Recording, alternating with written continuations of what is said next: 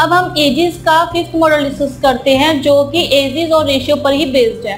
Question है यहाँ पर इससे related, after 6 year average age of a son and his father become 32 years. If today the ratio of their ages 3:5, what is the present age of son? और option दिए हमें 19 years, 31 years, 21 years, 25 years और none of this. ठीक है, question में कि 6 साल के बाद सन और फादर की एवरेज एज होती है 32 ईयर्स। यदि आज उनकी एज का रेशियो 3:5 है तो हमें बताना है कि उनकी प्रेजेंट एज क्या होगी। ठीक है, माना कि उनकी एज है सन की और फादर की, उनका हमें रेशियो दिया हुआ है 3:5 और हमें 6 साल के बाद का एवरेज दिया हुआ है 32 ईयर्स। तो अगर हम एवरेज की बात करें तो average son plus father divide by 2 है ना, लेकिन जो ये एवरेज दिया हुआ है ये 6 ईयर के बाद का दिया हुआ है।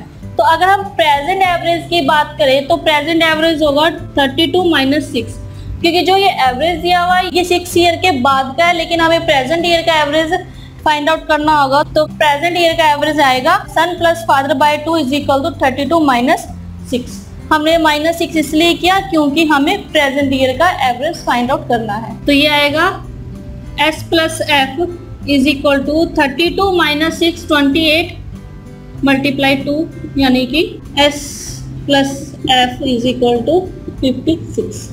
अब हमारे पास सन की और फादर की प्रेजेंट एज का सम हमें पता है 56 और हमें रेशियो दिया हुआ है, तो हम यहाँ से सन की एज फाइंड आउट कर सकते हैं। जो सन की एज का टोटल पार्ट्स में से पार्ट्स है वो है 3 और टोटल पार्ट्स है 8 मल्टीप्लाई जो सम है एज का 56। तो अगर हम इसे सिंप्लीफाई करें तो यह आएगा 21 ईयर्स, यानी कि जो सन की एज है वो है 21 ईयर्स। आप इस क्वेश्चन को ऑप्शन की हेल्प से भी कर सकते हैं। दूसरा तरीका है ये करने का जो अभी तक हम करते आए हैं कि जो सन की एज का रेशियो दे रखा है वो दे रखा है 3:5। ठीक है, हमें सन की एज फाइंड आउट करनी है, तो सन का टोटल पार्ट्स है यहाँ पर 3। टोटल पार्ट्स में तो जो सन के पार्ट्स है वो है 3। तो अगर हम ऑप्शंस पे जाए तो ऑप्शन में 3 का मल्टीपल 19 नहीं है, 31 भी नहीं है, 21 है, 25 भी नहीं है।